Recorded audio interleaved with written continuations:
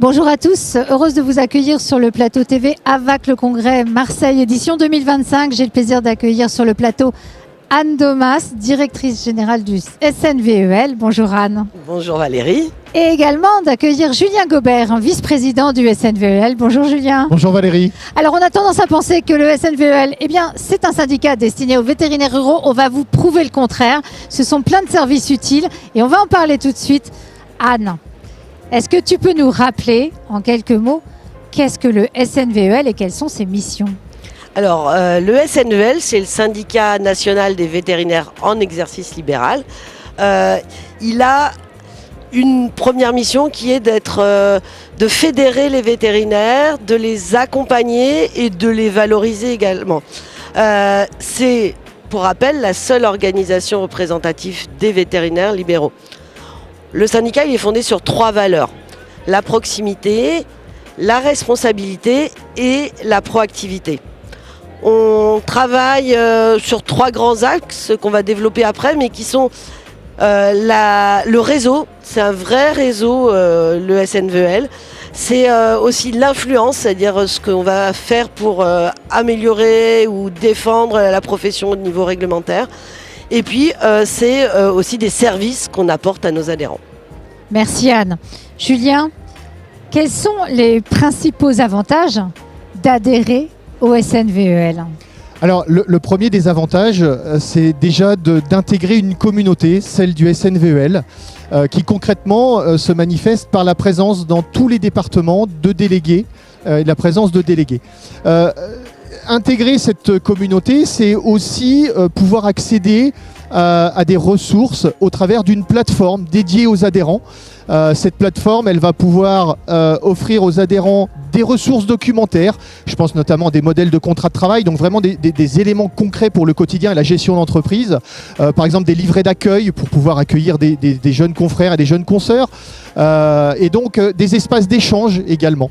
Donc ça c'est le premier avantage. Deuxième avantage, on va avoir accès à des conseils, du suivi au travers des spécialistes et des experts présents au sein du SNVEL. Je pense notamment à la prévention sur toute l'assistance juridique, le social, le droit du travail, le géomarketing, enfin tout un tas d'éléments comme ça, la comptabilité, tout un tas d'éléments. Le troisième point, c'est qu'on va pouvoir aussi avoir accès à de l'information et donc on va décrypter l'actualité, on va mettre un certain nombre d'informations à disposition des adhérents et de façon premium et avant tout le monde. On va avoir également des services autour de l'approvisionnement, c'est-à-dire qu'au travers de la SAPV, on va pouvoir se procurer de la fourniture professionnelle.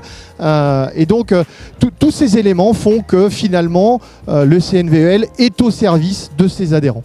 Oui, parce que les croix vétérinaires, c'est aussi à travers la SAPV, les puces électroniques et puis même d'autres documents réglementaires. Oui, tout à fait. Il y a par exemple les affichages obligatoires en entreprise, il peut y avoir les ordonnances sécurisées pour tout ce qui est opioïdes. Donc effectivement, ça ne se résume pas, là, beaucoup de vétos qui résument ça finalement aux puces et aux passeports, mais ça va bien plus loin. Bon, merci Julien. Anne, vous êtes sur beaucoup de fronts en même temps, vous défendez beaucoup de causes. Est-ce que tu as des exemples concrets pour lesquels tu aimerais vraiment présenter les actions du SNVEL que vous avez défendues ? Oui, alors on a effectivement de nombreuses. Alors je vais juste faire un petit rappel sur une assez ancienne mais qui est très importante, notamment pour la canine, c'est l'implication du SNVEL dans l'identification électronique, puisqu'on a été un peu à l'initiative et à l'origine de cette identification électronique, et le fait d'en garder le monopole aux vétérinaires et de développer les fichiers donc, au travers d'ICAD et d'Ingenium pour la société. D'autres exemples, alors plus récents, c'est notre action auprès des plus jeunes et notamment des étudiants vétérinaires. On a choisi cette année de développer un programme de formation pour les former à la prise de parole en public, à la confiance en soi Et au travers de cette formation, on leur amène des compétences, des petits tips. C'est le concours d'éloquence. Et c'est le fameux concours d'éloquence qui clôt ce programme de formation dans les 4 écoles vétérinaires. Autre exemple peut-être, c'est par exemple l'implication du SNVL dans le Certibiocide, puisque on a essayé d'agir, alors bien évidemment en collaboration avec les organisations techniques et avec Qualité Vet, mais on a cherché à exempter les vétérinaires de cette obligation du Certibiocide en développant une autre formation beaucoup plus light, plus adaptée aux compétences qui est déjà existantes chez les vétérinaires. Et puis peut-être dernier exemple, on organise tous les ans des universités du SNVL et cette année par exemple, on s'est attaché à regarder toutes les implications de l'intelligence artificielle dans l'exercice vétérinaire au quotidien, que ce soit sur des cas de médecine mais sur l'administratif et quelles implications réglementaires par exemple. Donc là, on parle des universités de printemps. Oui, exactement. Voilà. Bon, merci Anne.